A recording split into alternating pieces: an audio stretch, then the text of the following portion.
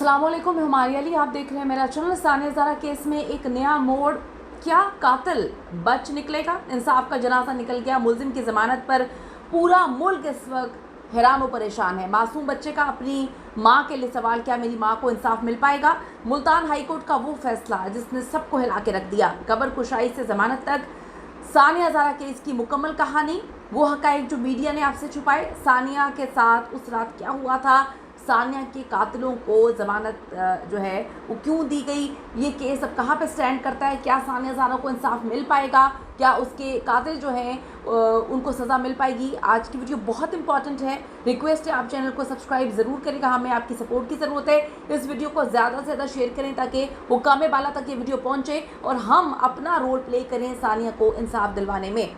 जब महाफिज कातिलों की ढाल बन जाए तो फिर इंसाफ की उम्मीद आप किससे करेंगे? एक माँ, एक बेटी और एक बेगुनाह वजूद जिसको किसी और ने नहीं, उसके घर के, उसके अपने महाफिज नहीं मौत के जो है मुंह में डाल दिया। सानिया ज़ारा जिसकी खून से होली खेली गई थी, आज इंसाफ के ऐवानों से मिलने वाली ज़मानत पर सानिया के ज़ख्मों को एक बार फिर से हरा कर दिया गया है।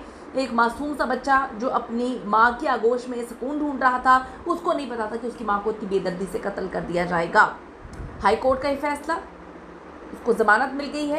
ये सिर्फ एक ज़मानत नहीं बल्कि एक ऐसी चीज़ है जिससे पूरा मुल्क और वो लोग जो सानिया ज़ारा केस को डे वन से फॉलो कर रहे हैं वो हिल कर रह गए हैं।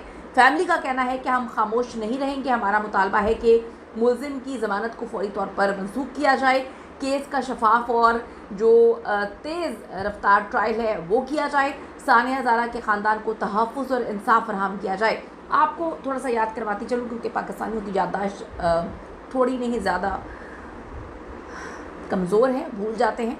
आप सबको याद होगा सानिया ज़ारा का कत्ल 29 अप्रैल 2024 को मुल्तान में उनके ससुराल में किया गया था। सानिया के ससुराल वालों ने इसे ऐसा रंग देने की कोशिश की थी कि सानिया ने अपनी जान खुद ले ली है। दावा किया था कि उन्होंने इसे जब कमरे में जाते हैं तो पंखे से लटका हुआ पाया गया था। सानिया के वालिद जो कि एक मजहबी स्कॉलर भी हैं, उन्होंने इल्ज़ाम लगाया फौरी तौर पे कि उनकी बेटी को कत्ल किया गया है। बाद में सानिया की कब्र कुशाई की गई और फिर दोबारा पोस्टमार्टम होता है जिसमें हैरानकुन चीज़ें सामने आती हैं, ऐसे सबूत सामने आते हैं जिसने पूरी सोसाइटी को हिला के रख दिया, पुलिस को हिला के रख दिया। पुलिस किस तरह से FIR दर्ज नहीं कर रही थी, पुलिस किस तरह से इनको सपोर्ट कर रही थी। मुझे आज भी ये केस अच्छे से याद है, ये केस मैं कभी नहीं भूलूँगी। किस तरह से मुझे कॉल्स करके डराया जा रहा था, किस तरह से ब्राइब करने की कोशिश की जा रही थी, किस तरह से धमकियाँ दी जा रही थी, किस तरह से डराया जा रहा था, किस तरह से खौफनाक किस्म के नताइज की धमकी दी जा रही थी कि इस पर जो है वो आप कवरेज रोक दें। फिर धमकियाँ दी जा रही थी कि हम आपको कोर्ट में घसीटेंगे और मेरा कसूर सिर्फ ये था कि मैं सानिया ज़ारा की आवाज़ बन रही थी। मेरा कसूर सिर्फ ये था कि मैं सानिया ज़ारा के लिए आवाज़ उठा रही थी कि उसे हर हाल में इंसाफ फराहम करना चाहिए। आप ये देखिए कि मेडिकल रिपोर्ट में फिर इंकशाफ हुआ था कि सानिया की मौत गला दबाने से हुई, ना कि लटकने से। तो ये झूठा दावा था कि उस बेचारी ने अपनी जान खुद ली। इन्होंने इतनी गेम खेली, इन्होंने इतनी गंदगी डाली, इन्होंने इतनी फैब्रिकेटेड स्टोरी सुनाई क्योंकि इनको पता था वो मासूम बच्ची वापस आके तो अपनी गवाही नहीं दे सकती है। इब्तदाई रिपोर्ट शुरू में ससुराल वालों की जानिब से खौफनाक दावे, झूठे दावे किए गए। अहले खाना का मौक़िफ़ यही था, उनके वालिद और दीगर रिश्तेदार जो है वो खड़े रहे। उन्होंने कहा ऐसा हो ही नहीं सकता, हमारी बेटी बड़ी बहादुर है।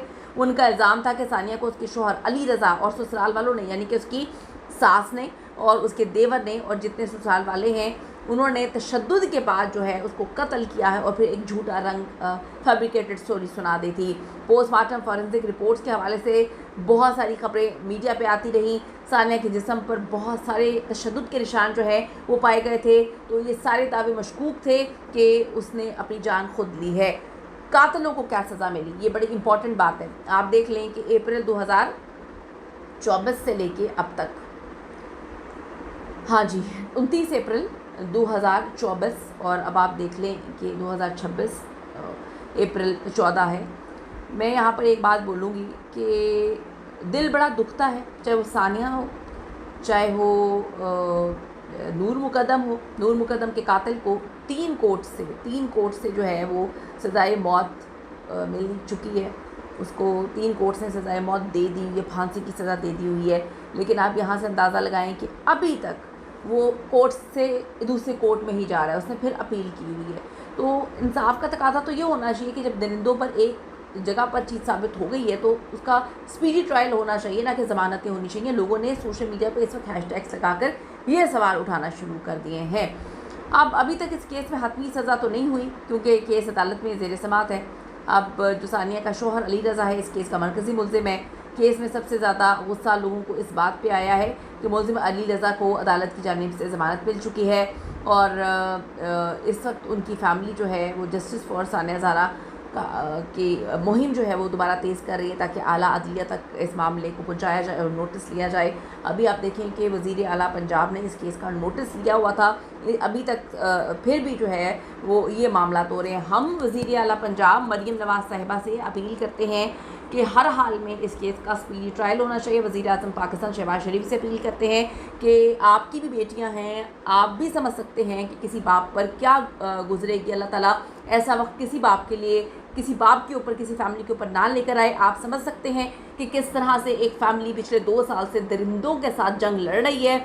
हम चाहते हैं स्पीडी ट्रायल हो, हम चाहते हैं इन दरिंदों को कैफरे के दार तक पहुँचाया जाए, हम चाहते हैं कि सानिया ज़ारा को इंसाफ मिले।